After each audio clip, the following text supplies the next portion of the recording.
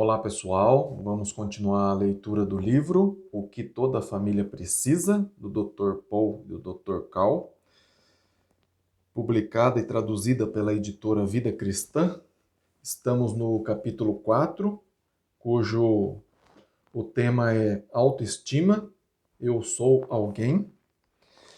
E a gente vai dar continuidade agora no subtítulo Culpa Neurótica. E diz assim: o psiquiatra Carl Menninger reconhece a realidade do pecado. Ele acredita que a culpa é uma consequência natural e boa para a transgressão dos códigos éticos e morais de conduta. Mas existe um outro tipo de culpa chamado de neurótico ou falsa culpa, que não é bom porque destrói nossa autoestima. É um sentimento de culpa quando não existe, na verdade, culpa alguma. Quando eu era criança, minha mãe deixou certa vez que eu andasse vários quarteirões até o armazém de meu pai para comprar alguma coisa gostosa para nós dois. Ela queria uma coca e eu escolhi um sorvete. Muito excitado e orgulhoso, resolvi não tomar o meu sorvete enquanto não chegasse em casa. Enquanto me apressava, a garrafa de refrigerante caiu-me das mãos e quebrou-se na calçada, algumas casas antes da minha. Fiquei esmagado e me senti cheio de culpa. Em lágrimas, ofereci à minha mãe o sorvete, mas sabia que ela queria a Coca-Cola. Não havia salvação. Posso ainda sentir a mágoa e o ressentimento, mas esse incidente não incluiu uma culpa real, apenas dos meus sentimentos. Coisas assim acontecem com todo mundo. Ficamos desapontados, magoados e esmagados com acontecimentos semelhantes. Mas não devemos relacionar pecado e culpa a eles. A Bíblia diz que não devemos cobiçar. Algumas pessoas pensam que basta olhar para cometer o pecado da cobiça. A Bíblia também diz que não devemos odiar e alguns cristãos sentem culpa quando se zangam. As pessoas com uma autoimagem negativa acusam a si mesmas quando algo sai errado. Isso é irracional e antibíblico. O fato de sentir-se culpado não determina a culpa mais do que sentir-se salvo. Determina a salvação. Assumir culpa apenas por você se sentir mal a respeito de si mesmo é uma maneira miserável de viver. É geralmente mais difícil para nós perdoar-nos a nós mesmos do que perdoar outros. Ardis Whitman escreveu: desculpamos multidões de pecado em outros e guardamos nossas maiores iras para nós mesmos. Preocupamo-nos com o que fizemos e com o que deixamos de fazer, com as mágoas que causamos a outros e os danos que trouxemos sobre nós, como com as nossas imperfeições e a incapacidade de nos libertarmos de nossas faltas. Outro subtítulo: auto-julgamento. Deus não quer que você se julgue a si mesmo. Ele o especialista em julgar o valor das pessoas.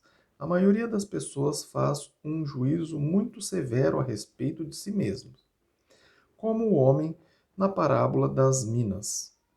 Jesus conta a história do nobre que deu uma mina a cada um dos seus 10 servos. Ele disse: negociai até que eu volte. Quando ele voltou, compareceu o primeiro e disse: Senhor, a tua mina rendeu 10. Veio o segundo e disse: Senhor, a tua mina rendeu 5.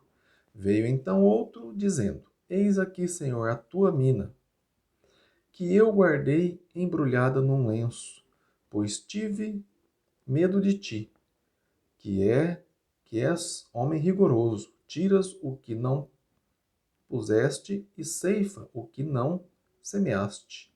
Fecha aspas. Lucas 19, de 11 a 25. O nobre nessa parábola representa Deus, e Deus não pediu ao homem que fizesse nada que fosse incapaz de fazer. Foi ele mesmo que se julgou incapaz. Sua baixa autoestima custou-lhe não só a recompensa, mas deu-lhe também uma desculpa para acusar a Deus falsamente. Em Lucas 15, Jesus conta outra história de auto-julgamento. O filho mais jovem pediu ao pai sua parte da herança e gastou-a numa vida dissipada. Sua autoavaliação parecia ser elevada, mas, como é frequentemente o caso, bem lá no fundo, o jovem pródigo se sentia inadequado e procurou ostentar-se para mostrar que sabia conduzir sua própria vida. Eventualmente, ficou provado o seu erro e sua autoimagem piorou. Viu-se completamente só e sem amigos, convivendo com os porcos. Foi então que caiu em si.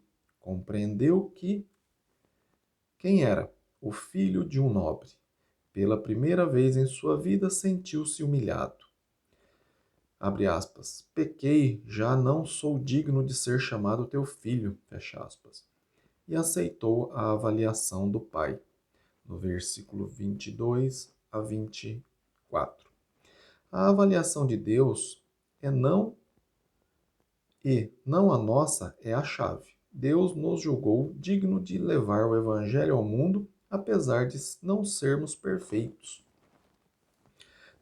Nem mesmo aos anjos ele delegou essa gloriosa tarefa. Ele nos chamou de filhos, herdeiros e até de co-herdeiros com Cristo, em Romanos 8, de 14 a 17. Os apóstolos tinham pouca fé, fugiram diante de dificuldades, negaram o Senhor, blasfemaram e praguejaram, mas Jesus jamais os inferiorizou, tirando-lhe a autoestima. Ele os considerou capazes. Paulo fala aos discípulos de Cristo como, entre aspas, em tudo atribulados, porém não angustiados, perplexos, porém não desanimados, perseguidos, porém não desamparados, abatidos, porém não destruídos. Fecha aspas. 2 Coríntios 4, 8 e 9. Apesar de Cristo desejar humildemente, ele jamais quer que nos ver esmagados ou desesperados. Cristo preserva nosso valor pessoal e dignidade.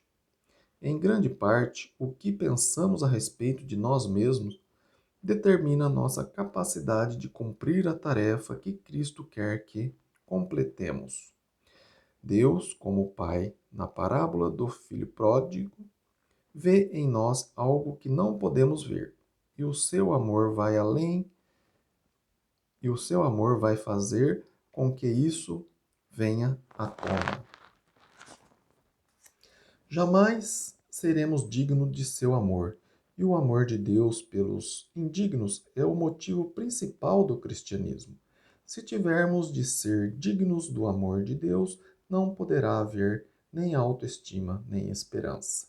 Se pudéssemos tornar-nos 2 vezes melhores amanhã do que somos hoje e 2 vezes melhores a cada dia sucessivo durante os próximos 30 anos, Deus não nos amaria mais do que ama hoje. Deus amou a Davi da mesma forma quando praticou o adultério, como o amou quando profeta, rei e poeta. Nosso destino eterno não é determinado pela nossa atuação no passado, presente ou futuro, mas pela maneira como respondemos em agradecimento ao amor dele por nós e à sua avaliação de nossa pessoa. É importante acrescentar, porém, que quanto mais nos tornemos como Cristo, tanto mais gostaremos de nós mesmos, e tanto mais os outros gostarão de nós. Segue-se então que, quando gostamos de nós mesmos, nos tornamos mais positivos no sentido de influenciar outros a serem imitadores de Jesus. A mensagem de Deus às pessoas de baixa autoestima é para que deixem de ser seus próprios juízes e jurados. Ele quer que deixemos de nos algemar com sentimentos de inferioridade. Deus nos julgou dignos, a ponto de morrer por nossa causa. Abre aspas. Nós amamos, abre parênteses, não por sermos dignos, mas, fecha parênteses, porque ele nos amou primeiro, fecha aspas. 1 João 4:19. Obrigado por acompanhar a leitura desse livro. O próximo subtítulo é A Autoestima e a Comunidade dos Crentes. Se você gostou desse vídeo, deixe um like, compartilhe com outras pessoas, se inscreva no canal. E até o próximo vídeo. Fiquem com Deus. Amém?